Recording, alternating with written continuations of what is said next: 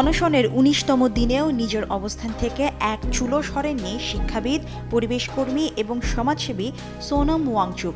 তবে দীর্ঘ অনশনের জেরে তার শারীরিক অবস্থার অবনতি হওয়ায় এবার উদ্বেগ প্রকাশ করেছে দিল্লি হাইকোর্ট। আদালত স্পষ্ট নির্দেশ দিয়েছে, ওয়াংচুকের জীবন রক্ষায় প্রয়োজনীয় সব ধরনের চিকিৎসা নিশ্চিত করতে হবে সরকারকে। বৃহস্পতিবার শুনানিতে দিল্লি হাইকোর্ট জানায়, প্রত্যেক নাগরিকের জীবন মূল্যবান। সোনম ওয়াংচুকের জীবন বাঁচাতে যা যা চিকিৎসা প্রয়োজন তা অবিলম্বে নিশ্চিত করতে হবে। একই সঙ্গে আদালত সরকারি চিকিৎসকদের মাধ্যমে প্রতিদিন স্বাস্থ্য পরীক্ষা এবং প্রয়োজন হলে দ্রুত চিকিৎসা হস্তক্ষেপের নির্দেশ দেয়। বসুন্ধরা টিস্যু, অশুদ্ধতার বিরুদ্ধে এক বিন্দুও ছাড় নয়। এর আগে আদালতে দায়ের হওয়া এক আবেদনে দাবি করা হয়, ৫৯ বছর বয়সী ওয়াংচুকের শারীরিক অবস্থার দ্রুত অবনতি হচ্ছে। অনশন শুরুর পর থেকে তার ওজন কমেছে প্রায় ৮.৫ কেজি। আবেদনকারীদের আশঙ্কা, দ্রুত চিকিৎসা না হলে তার জীবন ঝুঁকিতে পড়তে পারে। এদিকে সামাজিক মাধ্যমে প্রকাশিত এক ভিডিও বার্তায় ওয়াংচুক জানান, দুর্বলতা থাকলেও তিনি অনশন ভাঙবেন না, বরং সমর্থকদের উদ্দেশ্যে তার আহ্বান, তাকে অনশন ছাড়ার অনুরোধ না করে আগামী ২০ জুলাই দিল্লির যন্তর মন্তরে শান্তিপূর্ণ বিক্ষোভে যোগ দিতে।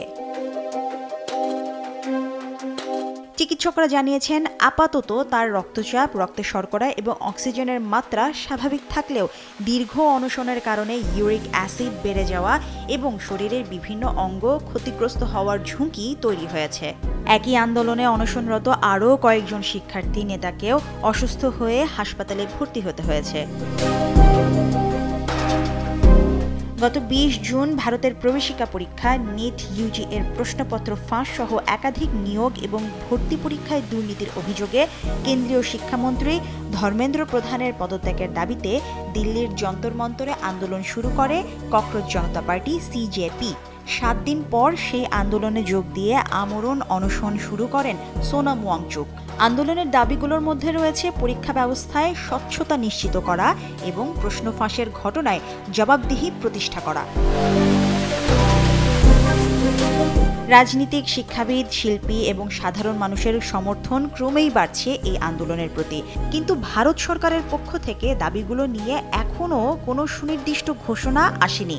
ফলে আন্দোলনের ভবিষ্যৎ যেমন অনিশ্চিত, তেমনি বাড়ছে সোনম ওয়াংচুকের স্বাস্থ্য নিয়েও উদ্বেগ। আর সেই সঙ্গে বিব্রতকর অবস্থায় পড়েছে মোদি সরকার।